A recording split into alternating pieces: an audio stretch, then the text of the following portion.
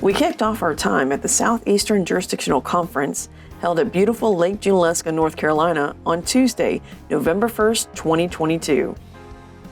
Round-robin sessions were held that afternoon, and the episcopacy nominees circulated among the 13 conference delegations. Typically, Jurisdictional Conference is held in July of the same year the United Methodist Church's General Conference meets, but because of postponements related to the COVID-19 pandemic, the called Jurisdictional Conference met during an off year with the primary purpose to elect bishops. Reverend Dr. Yosemar Alvarez, Superintendent of the Lexington District, was an episcopacy nominee this year. Many of the questions in the various delegations were similar.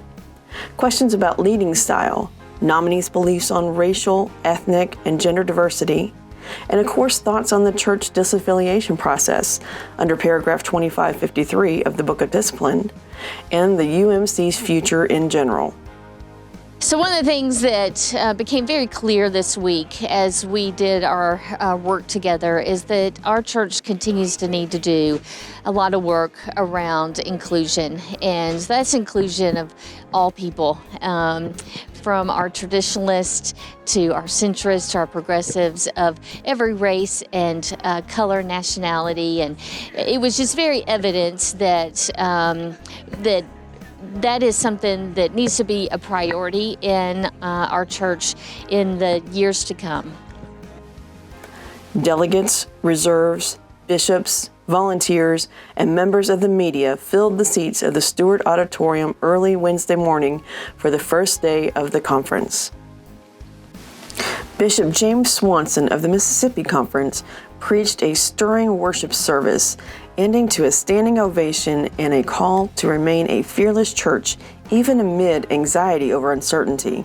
The Holy Communion was led by Bishop Deborah Wallace Pageant of North Alabama and Holston Conferences.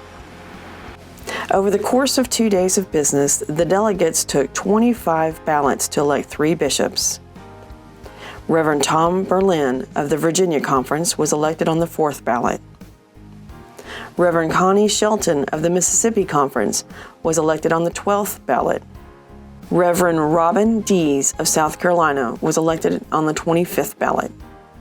The SEJ officially approved a name change for the Redbird Missionary Conference, which will now be called the Central Appalachian Missionary Conference. It's been a 4-year journey where we started to ponder questions. The clergy brought it forward that we needed to strengthen our identity, that people weren't really clear about our role and who we were. And so that began a conversation and a deep dive into what that would involve.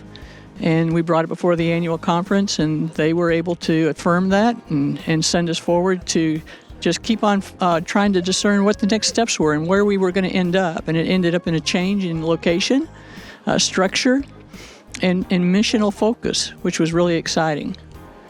3 resolutions, all of which ultimately passed, received considerable debate that included a peaceful protest during Thursday night's session.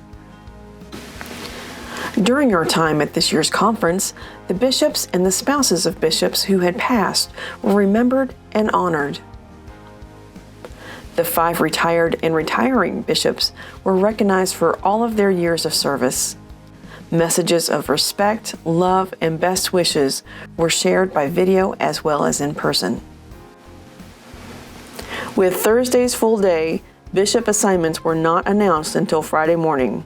Bishop Leonard Fairley and his wife Dawn were reassigned to the Kentucky and Central Appalachian Missionary Conferences. Connie Shelton, one of the 3 newly consecrated bishops, was assigned to North Carolina, where Fairley had been serving as an interim bishop. It feels great to be coming back with people that we have shared a major portion of our lives with. We're grateful that we have been able to journey together and that journey will continue. Mm-hmm. And it doesn't mean that there's not work to do. That's right. But to do it with people that you have spent this amount of time with, I count as a great gift from God. And so I look forward to us continue this journey together, continue to building relationships, continue to offer that help, healing, and hospitality, and that deep sense of love and grace. And so we're grateful to be going back. Grateful to be going back to people that we love. Yeah. Very, very much. So good, yeah. So That have good. been a part of our journey together. Yeah, We're thrilled. yeah. The dates for the next SEJ Conference were announced. It will take place at Lake Junaluska, North Carolina, from July 10th through the 13th in 2024.